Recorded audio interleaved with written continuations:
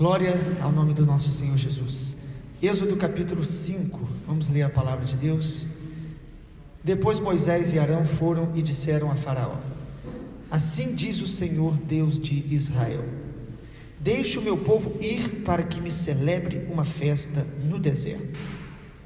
Faraó respondeu: quem é o Senhor para que eu ouça a sua voz e deixe Israel ir? Não conheço o Senhor e não deixarei Israel ir. Eles prosseguiram: o Deus dos hebreus veio ao nosso encontro, portanto deixe-nos ir caminho de 3 dias ao deserto, para que ofereçamos sacrifícios ao Senhor nosso Deus, para evitar que ele venha sobre nós com peste ou com espada. Então o rei do Egito disse: Moisés e Arão, por que vocês estão afastando o povo das suas tarefas? Voltem ao trabalho. E Faraó disse também: o povo da terra já é muito, e vocês ainda querem que eles descansem de suas tarefas. Naquele mesmo dia Faraó deu uma ordem aos feitores do povo e aos seus capatazes, dizendo: daqui em diante não forneçam mais palha ao povo para fazer tijolos, como antes, que eles mesmos ajuntem para si a palha, mas exijam deles a mesma quantidade de tijolos que antes faziam. Não diminuam a cota. Eles estão desocupados e por isso gritam: vamos e sacrifiquemos ao nosso Deus. Imponham mais serviço a estes homens, para que se mantenham ocupados e não deem ouvidos às palavras mentirosas.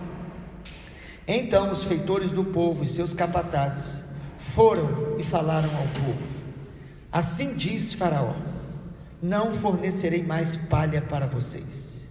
Vão vocês mesmos e ajuntem palha onde a puderem achar, porque não haverá redução no trabalho de vocês.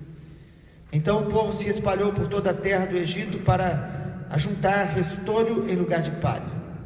Os feitores os pressionavam, dizendo: terminem o trabalho de vocês, a tarefa do dia, como quando havia palha. E os capatazes dos filhos de Israel, que os feitores de Faraó tinham posto sobre eles, foram açoitados. Os feitores perguntavam aos capatazes: por que não terminaram nem ontem nem hoje a tarefa de vocês, fazendo tijolos como antes? Então os capatazes dos filhos de Israel foram se queixar a Faraó, dizendo: por que o Senhor trata assim estes teus servos? Já não nos fornecem palha, mas nos dizem: façam tijolos. Eis que estes seus servos são açoitados, porém o seu próprio povo é que tem a culpa. Mas Faraó respondeu: vocês são os desocupados. Vocês, por isso, dizem: vamos, sacrifiquemos ao Senhor. Voltem agora ao trabalho. Vocês não receberão palha, mas terão que produzir a mesma quantidade de tijolos. Então os capatazes dos filhos de Israel se viram em aperto, porque diziam a eles: não haverá redução da quantidade de tijolos na tarefa diária de vocês. Quando saíram da presença de Faraó, encontraram Moisés e Arão, que estava à espera deles, e lhes disseram: que o Senhor olhe para vocês e os julgue, porque vocês nos fizeram odiosos aos olhos de Faraó e diante dos seus servos, dando-lhes a espada na mão para nos matar. Então Moisés, voltando-se ao Senhor, disse: ó Senhor, por que afligiste este povo? Por que me enviaste? Pois desde que me apresentei a Faraó para falar-lhe em teu nome, ele tem maltratado este povo, e tu nada fizeste para livrar o teu povo. Capítulo 5 de Êxodo fala sobre o chamado para adorarmos o Senhor. Porque Deus queria tirar o povo de Israel do Egito, porque Deus quer separar um povo para adorá-lo. Deus quer o seu povo em sua presença. Para isso que Deus nos salva, para isso que Deus nos alcança, para isso que Deus nos liberta. Você foi salvo e liberto para adorar o Senhor, para andar na presença dEle. E é isso que o versículo 1 e 2 deixam muito claro. Perceba comigo, diz assim: Moisés chega para Faraó e disse: deixe o meu povo ir, para que me celebre uma festa no deserto. É interessante esse texto, porque Deus nos chamou para adorá-lo em qualquer momento, em qualquer lugar, em qualquer circunstância.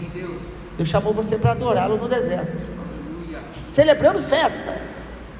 Celebrar a festa Adoração é uma resposta que nós damos ao conhecimento que nós temos da glória de Deus, é a resposta que damos à revelação de quem Ele é.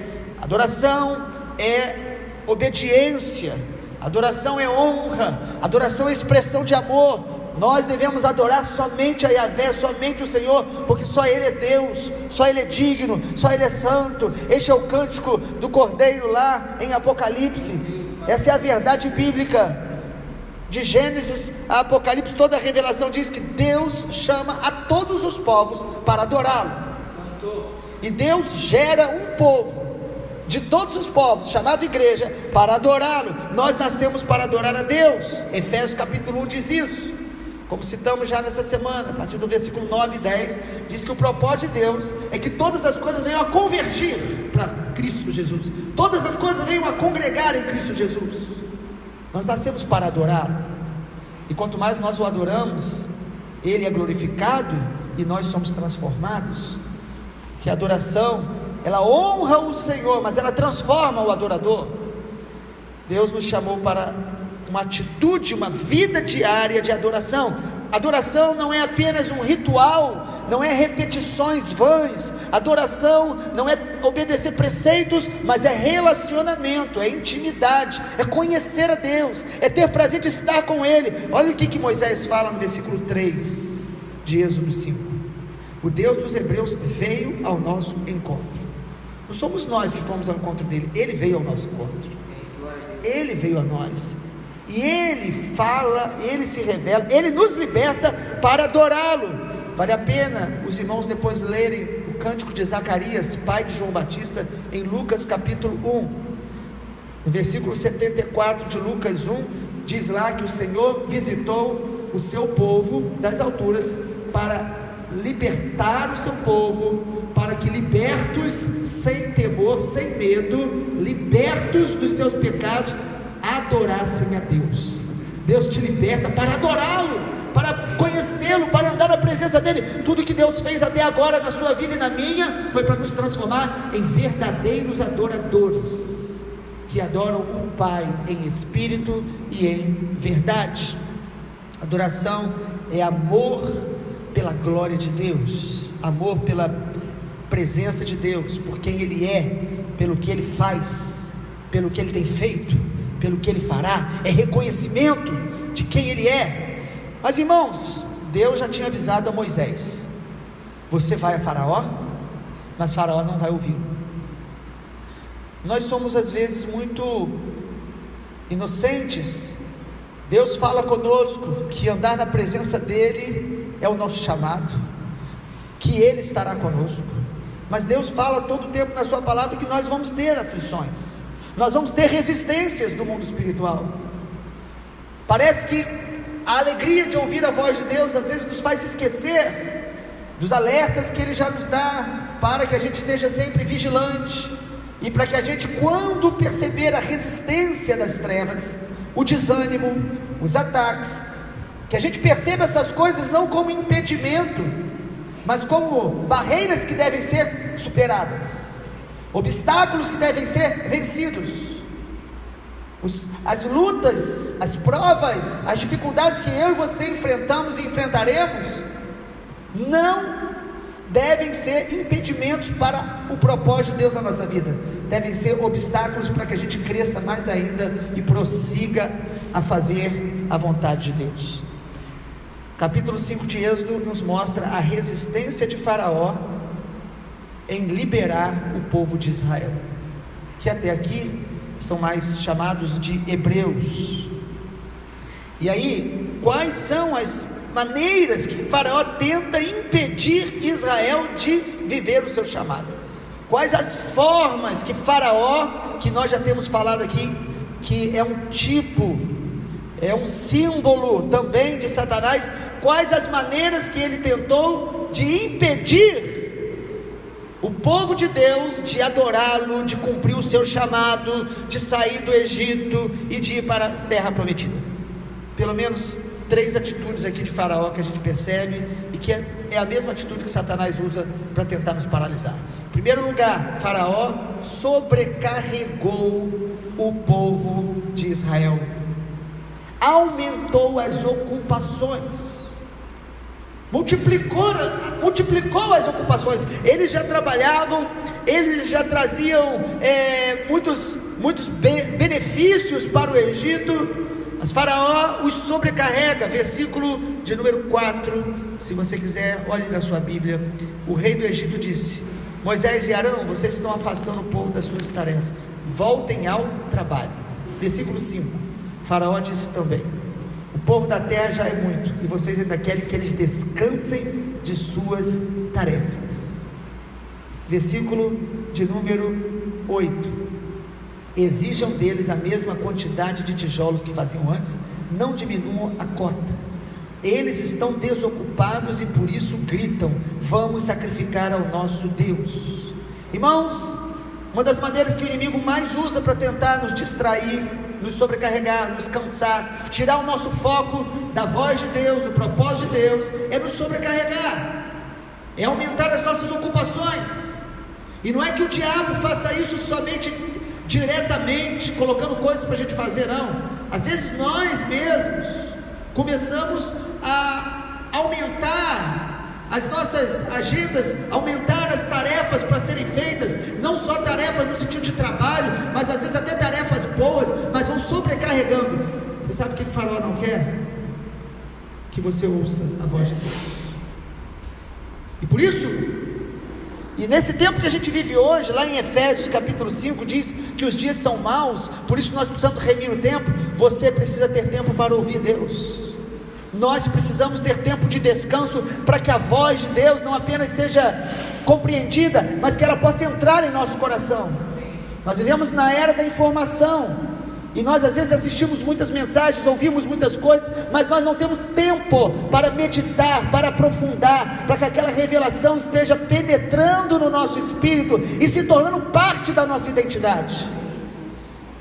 Nós vivemos o tempo da overdose de informação, mas as pessoas não refletem, não têm tempo para praticar o que Deus tem dado a eles. Eles estão muito ocupados com o trabalho, ocupados para gerar recursos, e depois ocupados para gastar os recursos, e ter prazer, e ter lazer, e ter entretenimento. Isso vai nos sobrecarregando, e nós temos pouco tempo de qualidade com Deus, pouco tempo de qualidade com o povo de Deus, pouco tempo de qualidade com relacionamentos significativos que deveriam ser prioridades na nossa vida. Amado, o inimigo, o Faraó, ele vai tentar sobrecarregar-nos de ocupações, não só pecado.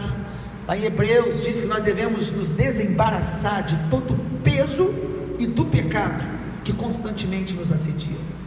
Há coisas que não são pecados que estão nos destruindo, mas são excessos de ocupações, fazendo coisas que Deus não mandou a gente fazer. Quando nós não estamos tendo tempo para fazer o que Deus mandou, é porque estamos fazendo coisas que Deus não mandou que a gente fizesse, coisas que às vezes agradam o nosso próprio ego. Às vezes fazemos até coisas para Deus, mas que estão nos sobrecarregando.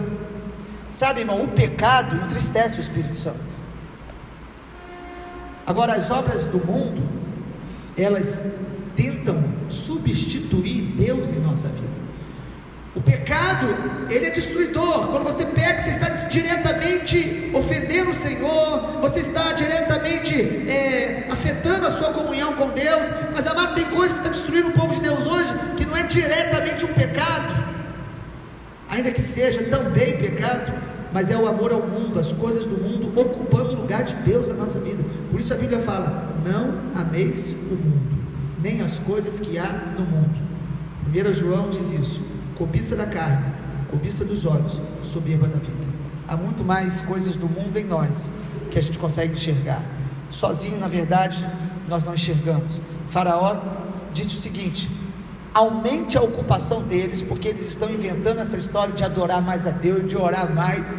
Aumente, para que eles não tenham tempo de pensar e de ouvir Deus. Em segundo lugar, a estratégia de Faraó de impedir o povo de Israel de cumprir os chamados de Deus foi colocar dúvidas quanto às palavras de Deus para o seu povo. Perceba aí comigo, irmãos, está bem claro isso no versículo 9: imponham mais serviço a esses homens, para que se mantenham ocupados e não deem ouvidos a palavras mentirosas. Você crê na palavra de Deus? Amém. Nós respondemos prontamente que sim. Mas uma das estratégias do inimigo é começar a semear dúvida se Deus está realmente falando conosco, se realmente o que Deus está falando é verdadeiro. Às vezes a gente até crê na Bíblia, crê nos valores de Deus, mas quando nós estamos diante de uma provação, diante de uma luta, amado, uma das coisas que o inimigo mais faz é tentar colocar dúvida. Será que realmente é isso que Deus tem para você? Coisas que são claras, que Deus já falou, nós começamos a duvidar. Faraó então diz: não deem ouvidos a essas palavras mentirosas. Ele sempre vai tentar isso. Ele tentou contra Jesus, ele tentou contra os apóstolos, ele tentará contra nós. Mas lá em Apocalipse diz que nós vamos vencê-lo pelo testemunho de Jesus na nossa vida, pela palavra de Deus na nossa vida. A palavra de Deus, ela é espada e escudo. Ela é a espada que nós temos que usar contra todo todos os ardis que o inimigo lança contra nós, todas as setas que ele lança. Nós temos que usar a espada do Espírito contra as palavras que vêm contra nós, mas ela também é escudo, ela protege a gente das mentiras do diabo. Toda vez que eu e você estivermos sendo provados, e aqui Satanás aumentou o nível das provas, os pesos, nós vamos ser tentados a duvidar se a palavra de Deus vai se cumprir ou não na nossa vida. E é esse momento que a gente é tentado a dar passos para trás. E em terceiro e último lugar, Faraó, a terceira maneira que Faraó tenta impedir Israel de cumprir o chamado de adoração ao Senhor. Faraó gera conflitos e acusações entre o povo e a liderança. Irmãos, olhem comigo o versículo 21. Quando o povo se viu sobrecarregado e Faraó cobrava o mesmo resultado, impondo mais serviço. E aí no versículo 21, eles vão, o povo, os líderes capatazes que estavam ali responsáveis por aquele momento, versículo 21, eles foram e disseram: que o Senhor olhe para vocês e o julgue, porque vocês fizeram odiosos aos olhos de Faraó e diante dos seus servos, dando-lhe espada na mão para o matar. Então, os líderes que estavam ali, capatazes dos filhos de Israel, quando se viram em aperto, versículo 19 diz: quando eles se viram em aperto, eles foram reclamar com Moisés e Arão. Geralmente é isso que o inimigo tenta fazer. Quando a nossa vida começa a passar por lutas, dificuldades, a gente começa a ficar questionando: será que nós vamos conseguir? Será que Deus realmente vai cumprir a sua palavra? E aí nós já começamos a questionar aqueles que estão falando em nome do Senhor. Começa a gerar conflito de relacionamento. Toda crise que a gente tem, amado, às vezes espiritual com Deus, a gente acaba transferindo para os nossos relacionamentos. Nós começamos a culpar pessoas, nós começamos a transferir responsabilidades para os outros, dizendo: as coisas estavam tão bem, só foi agora a gente começar a te ouvir e olha só, o problema aumentou. Não é a tendência nossa, irmãos? E o pior, irmãos, acontece: as crises do povo levaram os líderes também a ter crises. Quantas vezes isso aconteceu na Bíblia? Olha o que Moisés faz, irmãos. Moisés, versículo 22, Moisés foi reclamar para o Senhor. Faraó reclama para os capatazes reclamam com Arão e Arão e Moisés, e Arão e Moisés vão reclamar com Deus. Moisés diz: Senhor, versículo 22, por que o Senhor está afligindo esse povo? Porque o Senhor me enviou. Desde que me apresentei a Faraó, ele tem maltratado esse povo, e tu nada fizeste para livrar o teu povo. Irmãos, é maravilhoso você ver na Bíblia homens de Deus sendo sinceros. Não é essa sensação às vezes que a gente tem? Senhor, eu orei, eu obedeci e o Senhor não fez nada. Não é esta sensação que às vezes a gente tem, mas não é a verdade. Você sabe quem endureceu o coração de Faraó? O próprio Deus. Foi o próprio Deus, não foi Moisés. É importante os irmãos depois lerem o Salmo 105, versículo 23 e versículo 24, falando sobre este momento, este contexto de Êxodo. Salmo 105, versículo 23 e 24 diz: Então Israel entrou no Egito, Jacó peregrinou na terra de Cã. Versículo 24: Deus fez sobremodo fecundo o seu povo e o tornou mais forte do que os seus opressores. Versículo 25: Mudou o coração dos egípcios para que odiassem o seu povo e usassem de astúcia para com os seus servos. Deus lhe enviou Moisés, seu servo, e Arão, a quem havia escolhido. Deus permitiu que o Egito dificultasse o caminho. Deus permitiu aquele nível de prova. Para qual propósito, irmãos? Deus permitiu para que o povo realmente se posicionasse e desejasse a vontade de Deus, conhecer a Deus e romper com o laço do inimigo. Às vezes as coisas aumentam, os problemas, as lutas, para que Deus mostre para nós mesmos o nosso coração e as nossas motivações, e se a gente realmente quer a vontade de Deus e as promessas de Deus. Amado, Deus quer nos libertar de toda influência do Egito, mas é importante que a gente realmente decida, queira, que a gente anseie pela presença de Deus, por adorar a Deus e pelas promessas de Deus. É necessário que a gente revele isso com as nossas atitudes, é necessário que a gente revele isso com a nossa perseverança, se realmente nós estamos querendo a presença e as promessas de Deus, ou se nós preferimos ficar no bem-estar aparente do Egito, porque existe um bem-estar aparente no Egito. No Egito eles não precisavam trabalhar para ter comida, porque eles ganhavam comida. No Egito eles tinham cebola e alho, abundância, que eles sentem até falta no deserto. No Egito eles tinham coisas, eles tinham suas casas, eles precisavam largar tudo isso. Só que no Egito eles eram escravos. Acredite, neste mundo você pode ter muitas coisas, mas o que adianta ganhar o mundo inteiro e perder a sua alma? O Egito nos oferece muitas coisas para nos manter nele, e Deus vai permitir às vezes aflições, angústias, vai permitir que a nossa alma se veja como aqui em Êxodo capítulo 5, como que pressionado, desanimado, para que a gente possa reagir ouvindo a voz de Deus e respondendo a voz de Deus em obediência e voltando a fazer o que Ele mandou. Moisés vai ouvir Deus, ele vai levar sua crise para Deus, e Deus vai falar com ele, como veremos mais adiante. Vamos orar. Pai amado, nós queremos te agradecer, porque o Senhor é bom em todo o tempo. Nós queremos te agradecer, Deus Yahvé, Senhor, Rei Todo-Poderoso, pelo privilégio de sermos chamados teus filhos, pelo privilégio de um dia termos sido alcançados, aqueles que creem no Evangelho, que reconhecem Jesus como o único Senhor.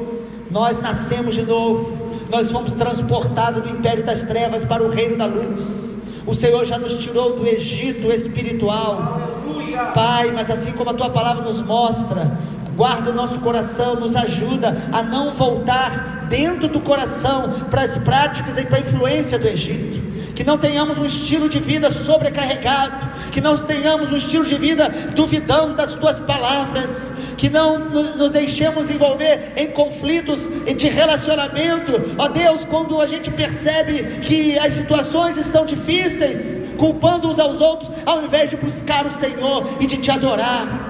Pai, eu oro nesta manhã para que essa palavra aumente o nosso discernimento, que nós não venhamos a ignorar as ações do inimigo que tentam nos tirar da posição de adorador, de filho, de igreja que adora o Senhor em todo o tempo, mesmo no deserto. Nós iremos te adorar. Nós oramos essa manhã em nome do Senhor Jesus. Amém, Senhor. Glória a Deus.